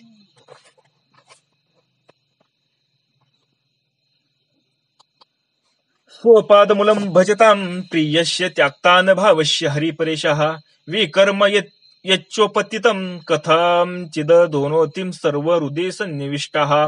श्लोक क्रमांक 42. देहादी किंवा अनेक देवता यातील भेदभाव ज्याने टाकला आहे, आपल्या चरण कमलाचे भजन करणारा व त्यामुळे प्रिय असलेल्या अशा भक्ताचे जे प्रमाद इत्यादी कारणाने उत्पन्न झालेले चुकीचे कर्म असते, ते सर्वांचे त्याच्या हृदयात निवास करणारा परमेश्वर हाही हरिनिवारण करतो. सांगुनी देहाचा अभिमाना, त्याजुनी देवंतार भजना, जे अनन्य शरण हरिचरणा, ते कर्मबंधना ना कळते. देहाचा अभिमान सोडून व इतर देवंतांची भक्ती सोडून जे हरिचरणाला शरण जातात. बघा आता हरिचरणाला कसं शरण जातात, पहिल्या देहाचा अभिमान सोडलाय, मी देह आहे, अभिमान सोडून दिला, ठेवला का नाही. परत काय केलं, परत इतर देवतांची भक्ती सोडून दिली त्यांनी. आता बाकीची भक्ती देवाच्या नादी लागला नाही. हा, हरिचरणाला शरण गेला सरळ. कोणाला, त्या भगवंताच्या चरणाला शरण गेला. आणि ते भक्त हरीचे पूर्ण आवडते होतात. असं केल्यानंतरच ते भक्त काय होतात, हरीचे आवडते होतात. एरवी होणार नाही. तर आपण पाकिटे भरतोय, का नाही, मी मी मी आमका मी तमका मी फलाना, का नाही, माझं घरन माझी इष्टकीन माझा पैसा हे सगळं म्हणतोय, नुसत्या गळ्यात माळ्या घातल्या, कपाळाला टिळा लावला आणि कीर्तन प्रवचन सांगायला लागलं म्हणून भक्त कोणी होत नाही. कोण कुणाला ज्यांनी मी देय हा अभिमान सोडून दिलाय पहिली गोष्ट, आणि हाच आपला सोक्यात नाही, का नाही, हा सोडून दिलाय. आणि ज्याच्या आणि हरिचरणाला जो आनंदी भावाने शरण गेलाय तोच भगवंताचा लाडका होतो. आणि अशा हरीच्या लाडक्या भक्तांना कर्माचं बंधन स्वप्नातही स्पर्श करू शकत नाही. असे जे भगवंताचे लाडके भक्त आहेत ना, यांना कर्माचं बंधन स्वप्नातही स्पर्श करू शकत नाही. म्हणून ते बिंदास्त असतात, स्वतःच्या आनंदामध्ये मग्न होऊन गेलेले असतात. त्यांना कशाची भीती राहत नाही. काय भीती राहत नाही म्हणले, अरे भ्यायचं इथं कुणाला जावं, इथं कोण आहे म्हणले दुसरा बियाला, भीती वाटण्यासाठी इथं दुसरं कोण आहे असावं लागतो ना त्याला भिण्यासाठी. का माझा सगळा हरीच आहे, सगळा माझा परमात्माचे, मग कुणाला द्यायचं आता मी. या परी जे अनन्य शरण त्याची हरीशी पडियेन ते पूर्ण, हरिप्रिया कर्मबंधन स्वप्नेही जाण स्पर्शो न शके. राया मनशी भगवत भक्त विहित कर्मी नित्य निर्मुक्त, ते जरी विकर्म आचरत तरी प्रायश्चित्त न बांधी त्याशी. अरे राजा, असा भक्त जर विहित कर्म बंधनापासून मुक्त जर असेल पण निषिद्ध कर्म आचरित जर असेल तर त्याची गती काय अशी काय होईल अशी शंका तुला म्हणले. ऐक म्हणले राजा, कोण सांगते, करबाजी मुली सांगते बरं का, कुणाला, जनक राजाला सांगतात. म्हणले तुला अशी शंका येईल विहित कर्म बंधनापासून मुक्त आहे असेल तर, काय जे विहित कर्म आहे त्या बंधनापासून ते मुक्त आहे, पण निषिद्ध कर्म आचरित करतोय. कर्म कोणतं चाललंय निषिद्ध, म्हणजे शास्त्राने जे वेदांतांनी जे कर्माचा निषेध करायला सांगितलं, म्हणजे हे करू नका, ते करू नका, ते करू नका, हे कर्म जर तो करत असेल तर त्याची काय गती होईल का नाही असा प्रश्न तुला पडल म्हणले. असे जर विचारशील तर ऐक म्हणले, बघा म्हणजे प्रश्न तयार कोणी केला, करभजन म्हणून तयार केला की राजा तुला असा प्रश्न पडल आणि त्याचं उत्तर पण कोण सांगते ते सांगते. अशा भक्तांना निषिद्ध आचरण करूनही प्रायश्चित्त घ्यावे लागत नाही. बघा, निषिद्ध जरी आचरण झालं त्यांच्याकडनं, म्हणजे जे शास्त्राने सांगितलेलं कर्म आहे, शास्त्राने सांगितलेले नेम येतो ते जरी त्यांनी नाही पाळले, त्याच्याकडनं नाही पाळणं झालं, ते निषिद्ध कर्म केले, शास्त्राने सांगितलं हे कर्म करू नका, तरी त्यांनी ते केलं तरीही त्याला त्याचं काय होत नाही, प्रायश्चित्त घ्यावं लागत नाही. का बरं, का घ्यावं लागत नाही, कारण त्याच्या दृष्टीने संसारच नाहीये, सगळं देवच आहे का नाही, तो देव नाही. चला मग जेवी पंचनाचे पिले न वजे मदगंजाची वेढिले, तेवी हरिप्रिय विकर्म केले त्यांशी नवचे बांधिले यमाचे नी.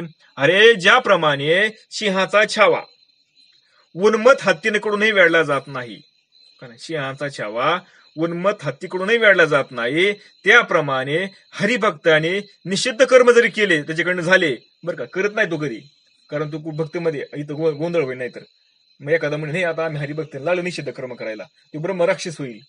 निषिद्ध कर्म, कारण हे भजनामध्ये एवढा तल्लीन झालेला आहे, काय करतो काय नाही त्यालाही कळत नाही, म्हणून निषिद्ध असे म्हणजे त्या भ्रान ह्याच्यामध्ये जर निषिद्ध कर्म जरी झाले तरी त्याला यम त्याला शिक्षा करू शकत नाही. का करू शकत नाही, कारण तो जीवनमुक्त आहे. येईन पुढे बघा तो विषय आता. स्मरता एक हरीचे नाम महापातक्या वंदी यम, मा हरीचे पडेन ते परम, तया विकर्म यम केवी दंडे.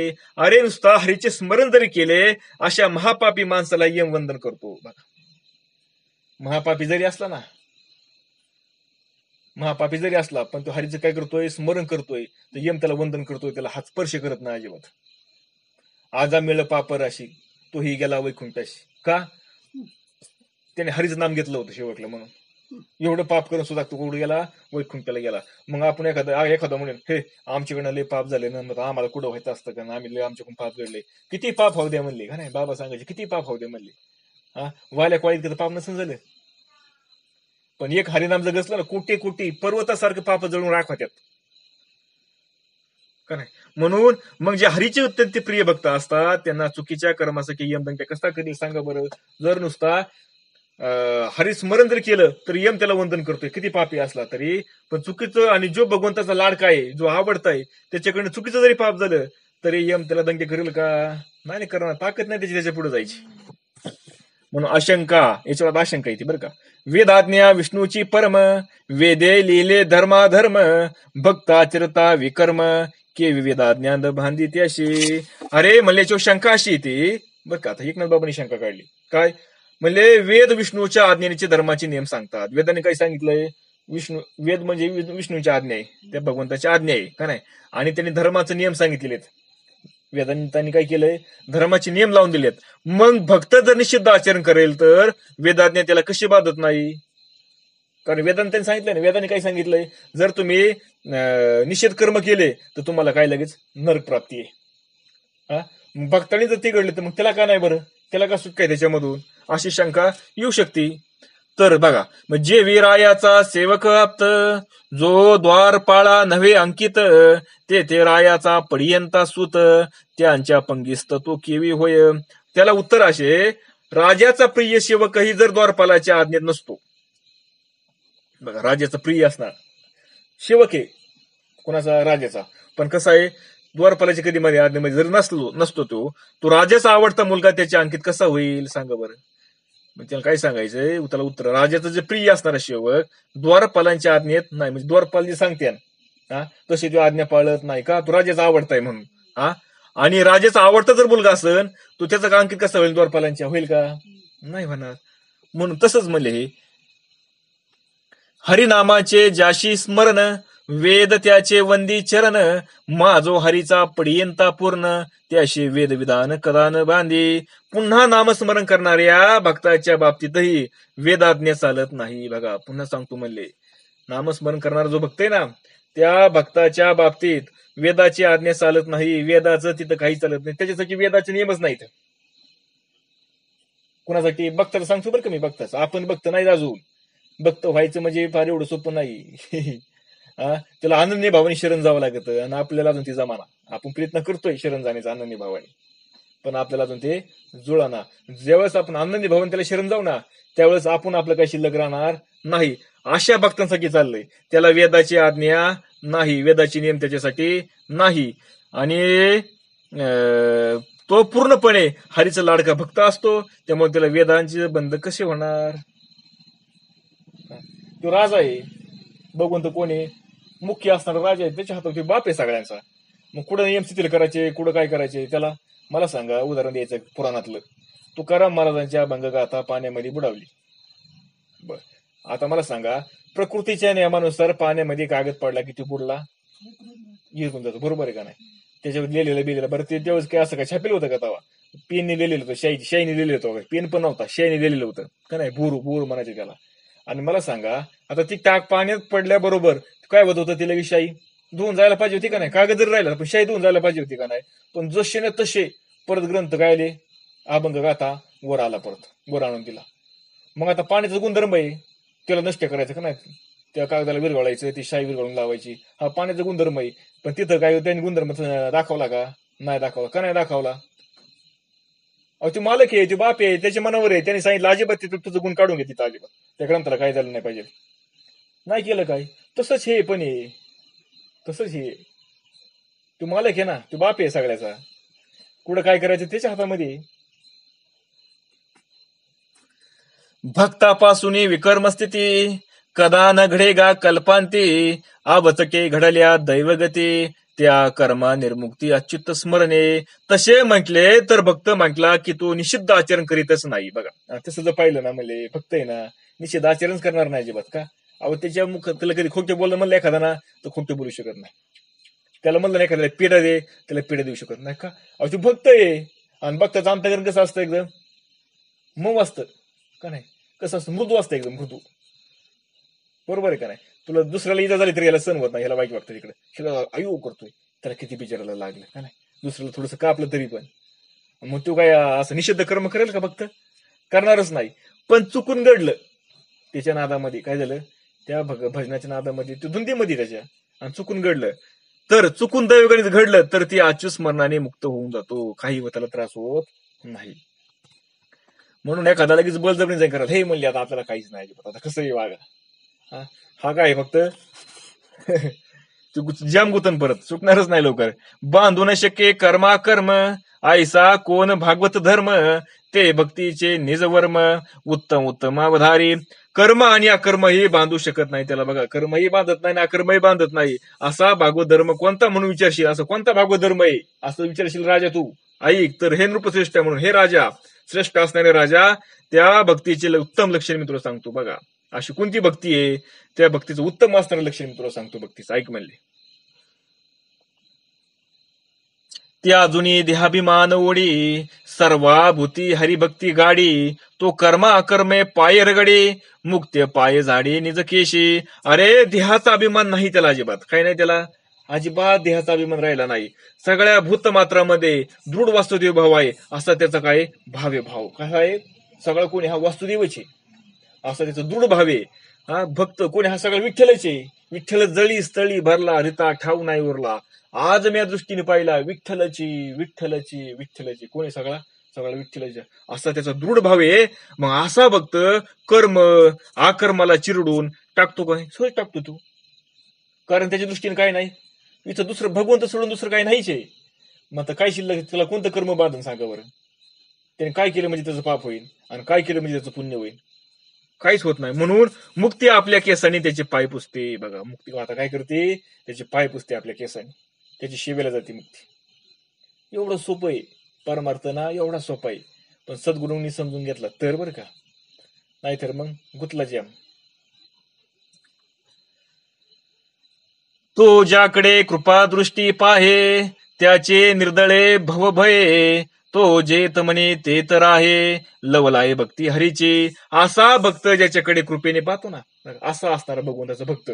आणि त्याने जर एखाद्याकडे कृपेने जर पाहिलं, त्याचे संसाराची बहिणाशी होते. बघा तो सुद्धा भक्त होतो लगेच, एवढं सामर्थ्य असतं. करील तो काय नव्हे महाराज, परी पाहे बीज शुद्ध अंगी. काय करू शकत नाही सर का नाही, नुसतं कृपादृष्टीने आलेले म्हणले काय, आणि आपल्या पदी बैसवले सद्गुरूंनी का नाही. नुसतं कृपादृष्टी त्यांच्यावर टाकली तरी लगेच त्याचं कल्याण. बाबांचं कसं होतं माहितीये का, श्रीपाद बाबा एखाद्याची अवस्था होत नसेल ना, आणि बाबांच्या पुढे नेऊन बसवलं, बाबा याची अवस्थाच व्हाय ना, अजिबात अवस्था होत नाही म्हणायची. नुसतं ह्यानी बाबांनी नुसतं बोलले किंवा त्याच्याकडे बघितलं ना की धड थड थड थड लावण्याचं तड तड तड उडं मारायचं. अशी अवस्था अशी सांगितलं त्यांच्या चरित्रामध्ये येते वाचायला. हा का, कृपादृष्टी. असे जे भक्त असतात ना, त्यांनी त्या एखाद्या जीवाकडे कृपादृष्टीने पाहिलं ना, त्याचं कल्याण झालं म्हणायचं. असा भक्त म्हणेल तिथे हरिभक्ती उत्पन्न होते.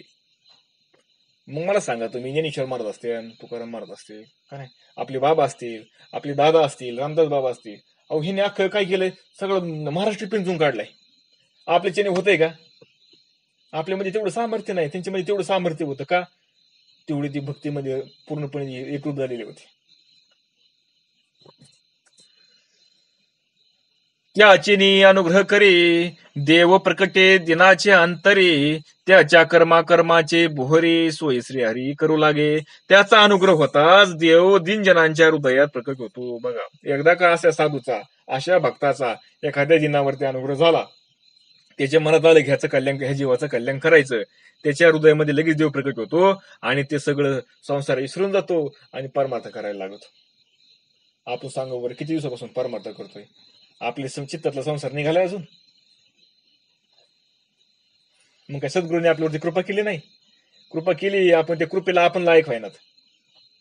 त्यांनी सगळं दिलं, त्यांनी आपल्या कृपा केली, पण आपण काय व्हायना त्या कृपेला लायक व्हायना का, आपण सोडायलाच तयार नाही ना अजून, आधी सोडावं लागत.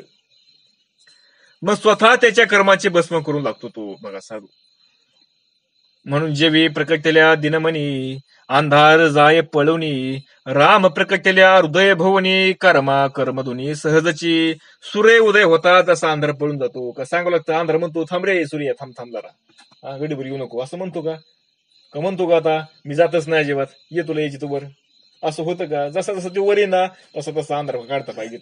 अगदी तसंच म्हणले त्याप्रमाणे राम एकदा हृदयामध्ये प्रकट झाला रे झाला की सर्व कर्माचा निराश होतो. पण काय करावा, त्यांनी हृदयामध्ये राम प्रकट करून टाकावा. जेव्हा काय करावा, हृदयामध्ये राम प्रकट करावा. आणि आपला तोच होत नाही. होतोय का आपला? का होत नाही आपला? आपण सोडायला तयार नाही, आपण शरण जायला तयार आहे ना त्याला. भगवंतांची नामकीर्ती, याची नामे परमभक्ती, भक्ती पाशी चारी मुक्ती, दास्यत्व वस्ती नुप्रनाथा. म्हणून भगवंतांचे नामसंकीर्तन हे श्रेष्ठ भक्ती आहे. म्हणून ह्या कलियुगामध्ये भगवंतांचं नामसंकीर्तन केलं ना, हे सगळ्यात श्रेष्ठ भक्ती आहे राजा. आणि अशा भक्तीजवळ चारही मुक्ती सेवा करायला तत्पर तयार असतात. कुठल्या कोणत्या भक्ती पुढे? नामसंकीर्तन या भक्ती पुढे जो भक्ती करणारा असतो त्या भक्ती करणाऱ्याच्या सेवेला ह्या चारही मुक्ती तत्पर असतात, तयारच असतात लगेच मागे पुढे सेवा करायला. काय आज्ञा आहे आम्हाला सांगा, पण हे काय आज्ञा सांगत देत नाही त्यांना. ये कोणी भक्तीची पूर्ण स्थिती, रोमांचित झाला नृपती, आनंदाश्रू नैने येते, सुखवालिया वृत्ती गुल्लतू. बघा, आणि अशी ही भक्ताची स्थिती ऐकून त्या जनक राजाला अंग त्याचं रोमांचाने भरून आलं, डोळ्यातून टपाटपाटप आनंदाचे अश्रू व्हायला लागले आणि तो काय आनंदामध्ये डोलायला लागला. वा वा वा, काय तुम्ही हरिभक्ताचं काय सांगितलं, मर्म सांगून दिले आम्हाला. नामसंकीर्तन असं सुखावलाय. हे कोण सांगतोय? खरं भजन मुनी सांगतात. कोणाला? जनक राजाला. काय सांगते? की कलियुगामध्ये म्हणले, भविष्यामध्ये असं एवढं सामर्थ्य म्हणले कलियुगाचं. ते विषय चाललाय ना, पुढचं भविष्य सांगते ते. म्हणून सांगता वैदेहाची स्थिती, नारदो सुखावे निजचित्ती, तो उल्हाशे वसुदेवा प्रते, सांगे समाप्ती इतिहासाची. आणि हे असणारे नारद मुनी त्या वसुदेवाला सांगतात की याप्रमाणे जयंत पुत्राने विदेह देशाच्या राजाला स्वतःच्या अनुभवाने युक्त अशी उत्कट भगवत भक्ती सांगितली. जे 9 मुनी होते ना, कुणाचे? जयंताचे पुत्र, जयंत पुत्राने विदेह देशाच्या. बघा, जयंताचे जे पुत्र आहेत म्हणजे हे 9 नारायण. हा, जयंत राजाचे हे पुत्र 9 नारायण. तर असे असणार ह्या 9 नारायणांनी जनक राजा आहे, विधी असणारा जो जनक राजा आहे, त्या जनक राजाला स्वतःच्या अनुभवाने युक्त असणारी उत्कट भगवताची भक्ती सांगितली. आपण खाली गेलो का एकदमच? वैद्य अवस्थेतील भक्ताचे वर्णन करीत असता नारदाला फार हर्ष झाला आणि तो वसुदेवाला इतिहासाची समाप्ती उत्साहाने सांगू लागला. बघा, अशा प्रकारे काय झालं म्हणले, पुढचं घेऊ आपण, एका नाही श्लोक घेऊ एवढा अजून. नारद वाच धर्मान भागविनथ्यम सुत्वाश्यम मिथिलेश्वर जायंतयान मुनीनम प्रीतम स्वपदायोपजयतम. नारद म्हणाला, याप्रमाणे भागवत धर्म ऐकून त्यानंतर उपाध्यायासह जनक राजा संतुष्ट झाला आणि जयंती पुत्र मुनींचा पूजा करीत झाला. बघा, श्लोक क्रमांक 43. नारद इतिहास सांगतो, तेवेचे आनंदे गुल्लतो, त्याने आनंद बोलतो, भक्तीचे मती तो वसुदेव प्रती. बघा, आता ही कथा चाललेली ना कोणाकड? वसुदेवाला नारद मुनी सांगतात. जयंतांची जे मुलं येतं 9 नारायण यांनी विधेय अवस्था असणारे जनक राजे येतात, त्यांना ही कथा सांगितली. आणि ती कथा काय झाले? जयंत पुत्रांनी सांगितली. या परी जयंत सुती भगवंतांची उद्भक्ती भक्ती सांगितली परमप्रती मिथ्येला प्रशी निज बोधे, असा बोध त्यांना केला जनक राजाला. म्हणून हे कोणी त्याची या वचना, सुख झाले विदेहाची या म्हणा, मग अतिप्रीती पूजना, जयंती नंदना पूजिता झाला. असे त्याचे वचन ऐकून राजा जनक फार समाधान पावला. जयंत पुत्राचे जे आतापर्यंत प्रश्न आणि उत्तर समज झाला त्यांचा, त्यांनी विचारलेल्या प्रश्नाचे सगळे उत्तर त्यांनी दिल्यामुळं त्याला समाधान वाटलं आणि त्यांनी त्या जयंत पुत्रांचे काय केलं? त्या 9 नारायणांचे पूजन केलं. त्याला मोठा उत्साह वाटला आणि अतिशय प्रेमाने त्यांनी त्यांची पूजा केली. श्रवणे झाली अति विश्रांती, तेने पूजे लागी अतिप्रीती, विदेहा उल्हासू चित्ते स्वानंद स्थिती पूजिता झाला. पूजेचा परम आदरू, जयंती नंदना केला थोरू, उपाध्याय जो अहल्या कुमारू, त्यांनी अत्यधरू पूजेशी केला. मग जयंती पुत्राने मोठ्या आदराने पूजेचा स्वीकार केला. बघा, जे 9 नारायण आहेत ना, त्यांनी काय केला? त्यांच्या पूजेचा स्वीकार केला. आणि जनकाचा उपाध्याय म्हणजे शांतानंद जो गौतम आणि अहल्या यांचा जो पुत्र होय, त्यांनी ही नाथांची आदराने पूजा केली. बघा, कोण होता? शांतानंद, गौतमाचा आणि अहल्या यांचा पुत्र. त्यांनी काय केली? या 9 नाथांची आदराने पूजा केली. आणि आपण आता इथं थांबू. पुंडलिका वरदरी विठ्ठल श्री ज्ञान